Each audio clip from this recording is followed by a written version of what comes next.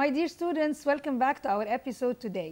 We are going to have a very interesting topic today, the text actually. The text is called If I Can Stop. Maybe this is the first time that we are going to deal with a poem, قصيدة شعر ليها طريقة في الكتابة. احنا طبعا متعودين على طريقة الكتابة الشعر وعارفين انه الشعر بالمعتاد ليه sentences verses هنسميها verses وهنعرف بعض المصطلحات وليها rhyming words اللي هي بعض الكلمات القافية زي ما بنقولها باللغة العربية. فهنشوف هل كل البويمز بتتكتب بنفس الطريقه، هل لازم يبقى عندنا وزن معين للبيت زي ما احنا عندنا في اللغه العربيه، ولا ممكن يبقى عندنا شكل تاني للبويم ما يبقاش فيها رايمينج ووردز. هنشوف النهارده a new poem معانا جديده وفيها كمان more exercises to have واكسبريشنز and so on. But first let me please introduce Mr. محمد with us today. Hello Mr. محمد. Hello Ms. كالرولين. My dear students, welcome back to our TV educational English program. Today, this is very interesting episode because it deals with poem. هي بتتعامل مع القصيدة وقصائد من الشعر الحر. احنا دلوقتي بندرس زي ما خدنا مع يحيى حقي وعرفت انه كتب بوست مان، وزي ما خدنا مع عبد التواب يوسف وعرفت انه كتب My father is an Egyptian teacher، كمان بناخد poem و poetry، وعشان يبقى بناخد الليتريتشر معظم الانواع المختلفة بتاع الادب بتاعنا. يلا نتعامل مع بعض مع إيميلي ديكنسون If I Can Stop.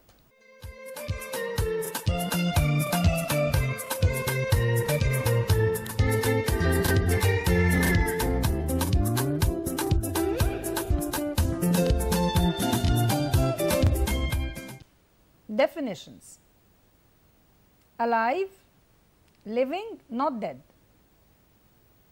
Challenging, interesting but difficult to do، اللي بنقول عليها احنا التحدي.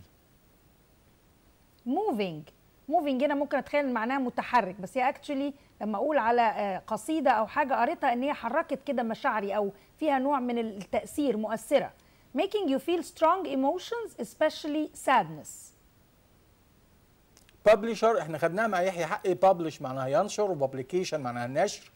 publisher دي معناها الناشر، with a person or company that produces books for some people to buy. robin وده نوع من الطيور واسمه حتى بالعربي يقال عنه robin. a small brown bird with an orange front.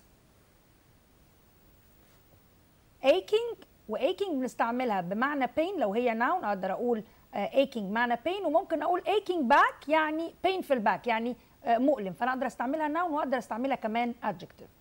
fainting لما اقول becoming unconscious for a short time، لما يكون واحد عنده اغماء يعني يبقى فاقد الوعي لفتره معينه. in vain يعني بدون فايده without success. ease يعني حاجه بعملها باريحيه كده بشيء من الراحه. make something less الواحد difficult يستريح يعني. language notes stop from verb plus ing، يعني معناها يمنع حد من. لما اقول he can stop the heart from breaking، stop from بيجي بعدها verb plus ing. in vain معناها حاجه useless يعني بدون فائده. لما اقول he tried to solve the problem but in vain مفيش فايده. traditions و habits، tradition دي عادات وتقاليد جماعيه، لكن habit عاده شخصيه، ودي خدناها مع يونت 1 مع يحيى حقي. it's a tradition to wear black clothes at funerals. التراديشن ان احنا نلبس ملابس سوداء في الجنازات، لكن his habit was to get up early، من عادته الشخصيه هو ان هو يقوم من النوم بدري. to follow the rules or to break rules، الاثنين فيهم شيء من to follow the rules يعني انا بتبع الرولز هي، اما to break the rules يعني بكسر القواعد. it's very moving يعني معناها مؤثر جدا او عاطفي. لما اقول her poem القصيدة بتاعتها was very moving معناها قصيدة مؤثرة جدا، يعني حركت فيها المشاعر as Miss كالرولين said. phrases with break، ولما عندنا phrasal verbs with break مهمة جدا الفريزال verbs لأن كل preposition بيجي بعد break بيغير لي المعنى. فمثلا أنا عندي break بس معناها يكسر، في عندي break rules أو بيكسر قواعد، بيكسر القواعد أو بيخرج عليها. break the law يعني بيكسر القانون أو بيخرج على القانون. break heart بيحطم القلب، لما اقول the story broke my heart يعني حطمت قلبي او اثرت فيها تاثير تعيس. break the promise يعني بيكسر الوعد او لو ما بيوفيش بيه، بيخلف وعده. وبريك a record يعني حد بيحطم رقم قياسي زي في الأولمبيكس for example he breaks the record. في عندنا كمان break down and this is a verb وده معناها حاجة بتبوظ أو تتعطل. لما أقول the car broke down in the middle of the street العربية باظت أو الكمبيوتر broke down. أو لما أقول حتى الشخص broke down يعني she heard bad news so she broke down. حتى نفسيا يبقى معناها يعني. يتعطل للأشياء وينهار للأشخاص. break out معناها break out حاجة فجأة حصلت تندلع الحرب أو تنشب النيران. بالظبط. break into معناها يقتحم بالقوة، وبريك ثرو معناها تقدم عظيم او انجاز. يعني احنا حصل لنا بريك ثرو ان اديوكيشن، حصل لنا انجاز في التعليم وبدا في تطوير كبير في التعليم بنحسه الايام اللي جايه دي. بريك ذا ايس معناها يعني يزيل الجمود اللي موجود بين الافراد. ايوه كده وفي حده جمود فالدنيا تهدى كده. قول وي بروك ذا ايس ان ذا ميتنج. تمام. الفانكشن بوكس الوظائف اللغويه اللي عندنا بنتكلم عن summarizing and paraphrasing. What she is trying to say is that اللي هي بتحاول تقوله كذا. Can you paraphrase أو summarize that؟ ممكن تلخص لي الكلام ده، برضه الكلام ده عشان استخدمه في الايه؟ في الديالوج يعني. I think I can summarize the poem. أقدر ألخص البويم. كلها كلمات متعادلة لبعض. I think that means كل ده equals لبعضه. أو ممكن أقول in other words وأقول الكلام بطريقة مختلفة. طب خلينا نشوف البوينتس بتاعتنا في اليونت ايه. التكست بتاعنا زي ما قلنا ان هو بويم، فخلينا نشوف البويم بتاعنا شكلها ايه. If I can stop one heart from breaking. هي جملة بتبقى موجودة عندنا في بداية القصيدة. If I can stop one heart from breaking يعني أمنع واحد إن قلبه ينكسر مثلا. I shall not live in vain مش هعيش في بلا جدوى. If I can ease one life the aching يعني إذا كنت تريح واحد من العيشة يعني أو من الألم الموجود جواه. Call one pain help one fainting ropen onto this nest again. كل دي من ضمن القصيدة نفسها. I shall not live in vain مش هعيش في ألم، مش هعيش بلا جدوى. We are looking at the poet Emily Dixon. Traditionally poems usually have 3 or more verses. زي ما بنقول دايما البويمز فيها من 3 لأكتر أبيات، يعني ما ينفعش يبقى أقل من 3 وطبعا تزيد عن ذلك. In every verse في كل بيت there are words that rhyme يعني بيبقى ليهم قافية at the end of some of the lines. Today modern poems don't always follow these rules. احنا قلنا الشعر الحر بقى اليومين دول مش بيتبع نفس القواعد والقوانين ان يكون في عندنا كام بيت ويكون في عندنا قافية ولا لا. اهم حاجة الموسيقى اللي موجودة جوه البيت. They may have either no words that rhyme or words that partly rhyme. ممكن ميبقاش في قافية بس ممكن تبقى الموسيقى نفسها هي اللي عاملة جرس. Many modern poets شعراء كتيرة في العصر الحديث don't really follow any rules at all. But their poems work very well. بس قصائدهم بتبقى رائعة جدا. Did Emily Dickinson's poems break the usual rules? هل يا ترى هي كسرت القواعد؟ فعلا. Her poems were certainly different to most poems at that time. كانت مختلفة. Many of her poems ايه الاختلاف كان؟ They had very short lines جمل صغيرة no titles and sometimes no punctuation. ان يكون قصيدة مكتوبة بدون اسم ولا تايتل وجمل قصيره وكمان من غير punctuation كان شيء غريب جدا في الفتره دي. وده اللي هنشوفه فعلا في القصيده بتاع النهارده. قصيده صغيره جدا كم سطر كده بس طبعا مؤثره قوي. So are her poems challenging to read؟ طبعا. هل القصائد بتاعتها دي فيها تحدي في القراءه بتاعتها؟ طبعا. Most of them were changed by her publishers so that they are more like normal poems. يعني برضو الناشرين لعبوا في القصيدة بتاعتها عشان تبقى قصيدة طبيعية، وطبعا ده خرجوا عن ان هم خرجوا عن المألوف. يعني ان ممكن ناشر يلعب في القصيدة علشان يبقى توزيعها كتير ويبقى مقبولة بالنسبة للقارئ. يعني When she was a child she was good at both writing and playing the piano. موهوبة هي اوريدي الطفلة وهي صغيرة يعني. She was an unusual adult. She always wore white clothes and she spent nearly all her life at home. ودي كانت شيء غريب جدا، دايما بتلبس ملابس بيضاء وعادة بتقضي وقتها كله بالبيت. She spent about half of her time writing poems and the other half helping with the housework. ده كان كل اللي بيشغلها وهي when she was an adult. لان هي اصلا كانت البنت الوحيده لمامتها، وكانت دايما بتحب تساعد مامتها في البيت. طبعا على عكس بعض الفتيات بتوع اليومين دول ما بيحبوش المساعده يعني. She had a few friends but she didn't like to see them often. اصدقاء قليلين جدا وما بتحبش تشوفهم كتير يعني. She preferred to write. الكلام ده كله موجود في الليسننج اللي عندنا. She preferred to write long letters to each friend instead. يعني ما بتحبش تقابل اصحابها بس بتكتب لهم جوابات. ودي ملكة الكتابة اللي كانت عندها، والموهبة بتاع الكتابة عندها بدأت من صغرها.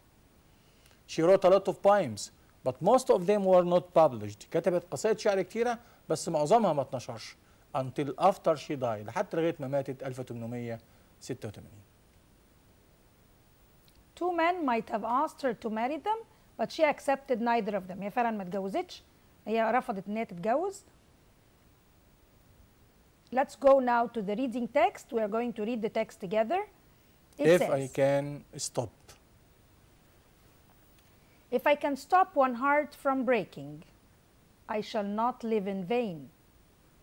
If I can ease one life the aching, or cool one pain, or help one fainting robin unto his nest again, I shall not live in vain. This is the poem. تمام، يلا نشوف مع بعض exercises عن النيو فوكاب الموجود هنا والجراماتيكال واللانجوج فانكشن موجود. Choose the correct answer from A, B, C or D. يلا نشوف مع بعض. Space becoming unconscious for a short time. ايه الشخص لما يكون unconscious فقد الوعي؟ يبقى fainting ولا awoke ولا conscious ولا dead؟ طبعا بيبقى fainting، معناها مغمى عليه. Space means to do something without success. حاجة بدون نجاح. Successfully أكيد بعيدة تماما. In vain, hopefully or magically. So it's in vain means to do something without success. A space is a small brown bird with an orange front. طائر بيبقى الرجلين القداميين لونهم برتقاني شوية، كروكودايل ولا وول ولا داك ولا روبن. طبعا زي ما قلنا في القصيدة روبن نوع من الطيور كده بيبقى صغير بني ورجليه بتبقى اورنج شويه. To space is to make something less difficult, to release or to seize or to ease or to increase. To ease يعني يريح حاجة أو يعملها بطريقة شوية مريحة أكتر أو أقل صعوبة. The word aching has the same meaning as space. Pain, rain, fan, pain. طبعا هي pain معناها الألم. The opposite of dead is live, life, alive or death. Since it's dead noun فالnoun بتاعتها alive. طبعا هي دي adjective sorry فهي adjective فalive is the adjective.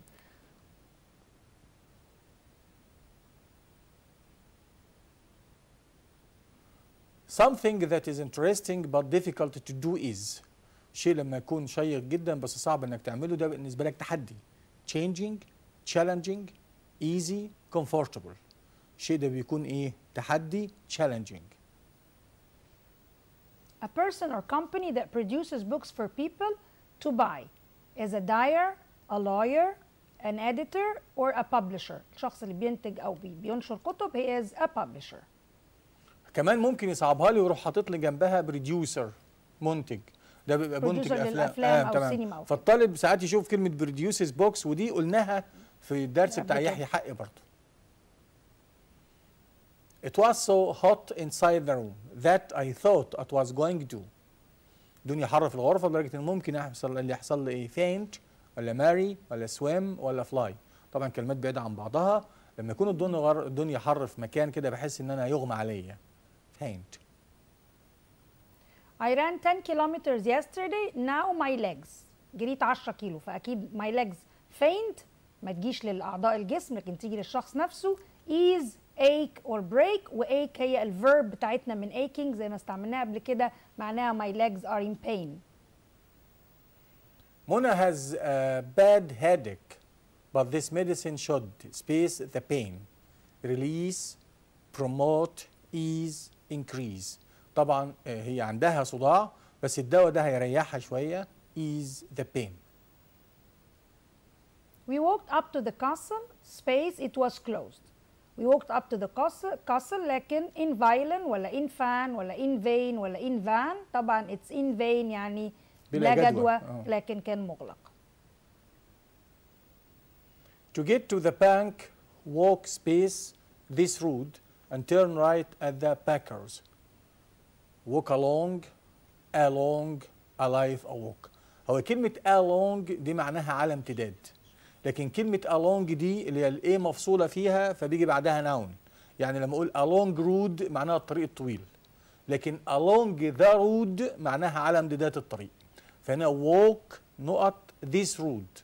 طبعا along this road معناها على امتداد الطريق ده and turn right at the Packers. To break someone's heart means to make someone energetic or happy or hopeful or unhappy. يكسر قلبه يعني فيها شيء من الحزن. But to break someone's heart is to make someone unhappy. She was good at both writing and space the piano.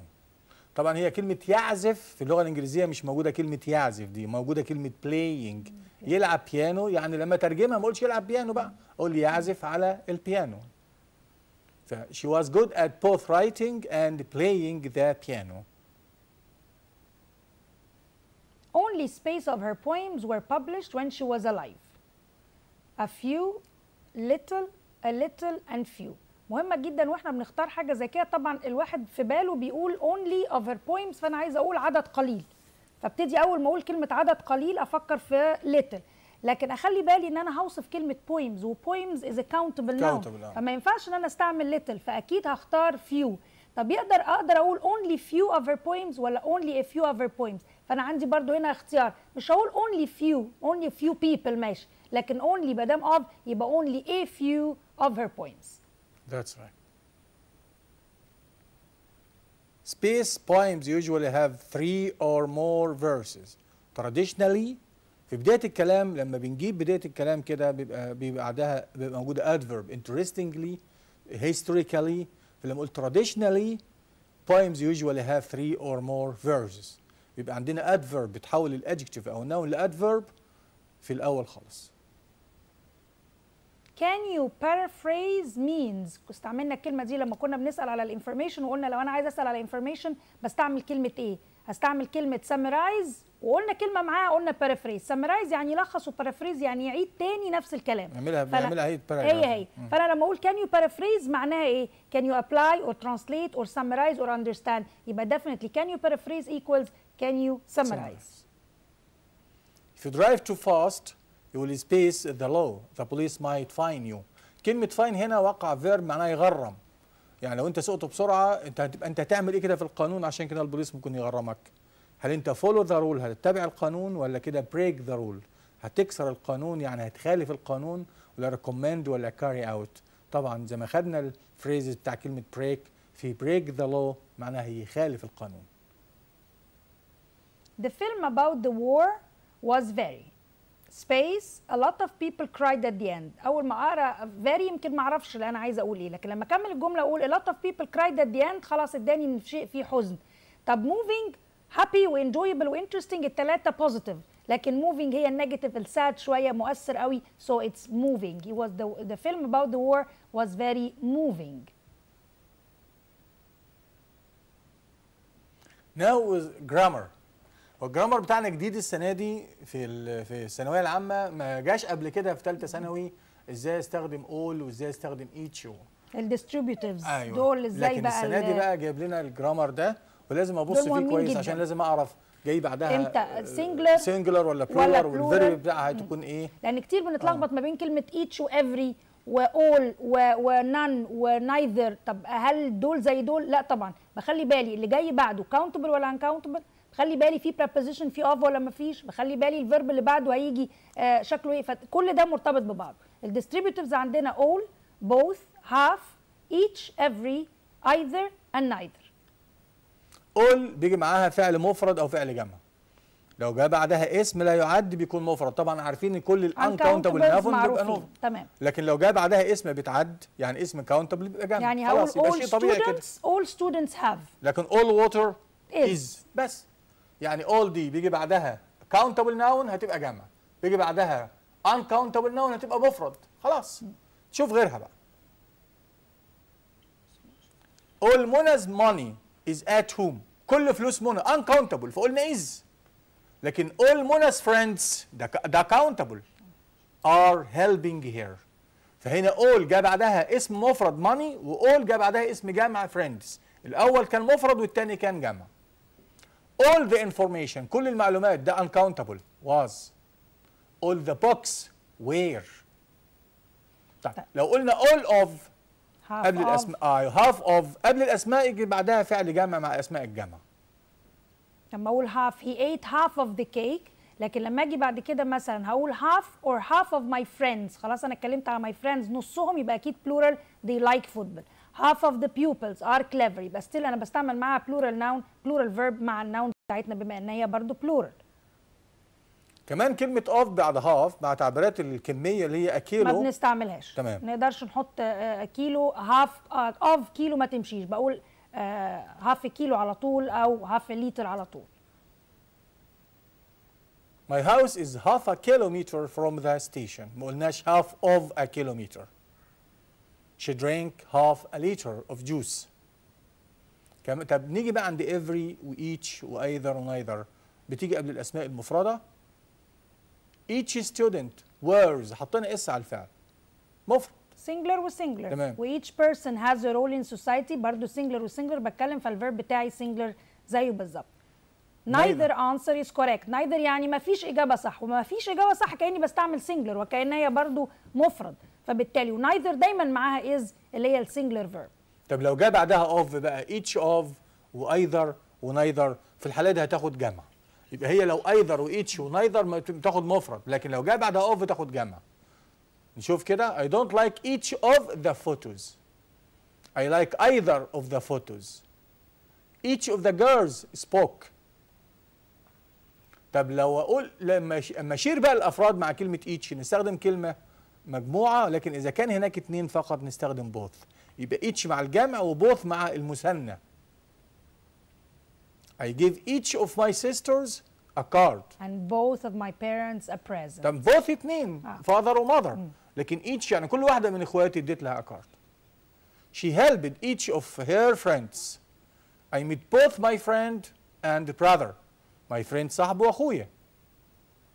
every بقى كل الافراد المجموعه معا. Like every student was given a book. كل الطلبه اخذوا كتاب، بس بتحط برضو singular verb. Every book is written carefully. كل كتاب. طب كلمه either و neither كل واحده منهم بتشير الى واحد من اتنين. لما اقول مثلا I will do either this or this، بس انت I can go on either Friday or Saturday. دايما either معاها or و neither معاها nor، يعني لا ده ولا ده. زي ما اقول انا هروح يا اما الجمعه يا اما الحد، لكن الثانيه لما اقول علي is neither a doctor nor an engineer، لا هو طبيب ولا هو مهندس، بدي صفه النفي في الموضوع. دول محتاجين يتذاكروا كويس جدا. هنقول بعض الاكزامبلز. as well as بقى لما يكون قبلها اسم وبعدها اسم الفعل بيتبع الفعل الاولاني. I as well as علي am a teacher. يعني انا زي علي اكون مدرس، انا بكون مدرس زي علي. لكن لو كنت بدات بعلي هتبقى علي as well as I is a teacher. يبقى as well as بتتبع الفعل الاول، بتيجي بين فاعلين وبتتبع الفعل بتاعي بيتبع الفعل الاول. both I and علي دايما both جمع. neither بقى بتتبع الفعل الثاني. neither I nor علي is ما قلناش، لكن لو قلت neither علي nor I بقول am. either I or علي is يبقى neither و either. neither is عشان علي بتتبع الفعل الأخير، لكن either بتتبع الفعل إن هو برضه الأخير. طب نشوف exercises. choose the correct answer. all his friends space from respected families, or his friends are from respected families. Each space wears a uniform. Each singular, so each a student, students or students apostrophe, so each student wears a uniform. ما ينفعش نحط أي articles.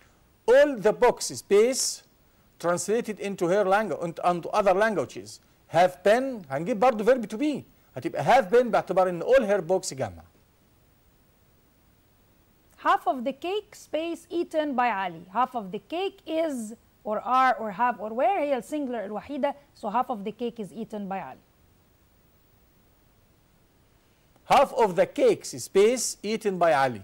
هنا بقت ايه؟ بقى لي cakes يبقى اذا تبقى جمع دلوقتي. plural. Translate into Arabic. Over years, the Egyptian woman has proved that she had the ability to share the man his responsibility side by side. In the past, she fought beside him in the battle of independence, but today, in the battle of building and reconstruction.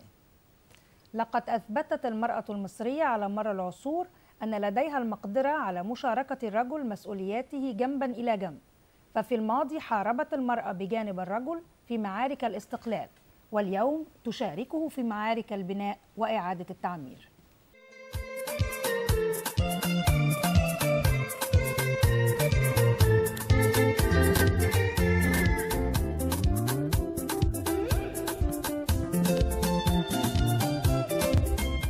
My dear students, we come to the end of this episode for today. I was happy to be with you. Thank you and goodbye. My dear students, I advise you to revise all what we did today. Try to recap all what we have done, do the exercises, read all what we have given, and waiting for all of you next time. Thank you and goodbye.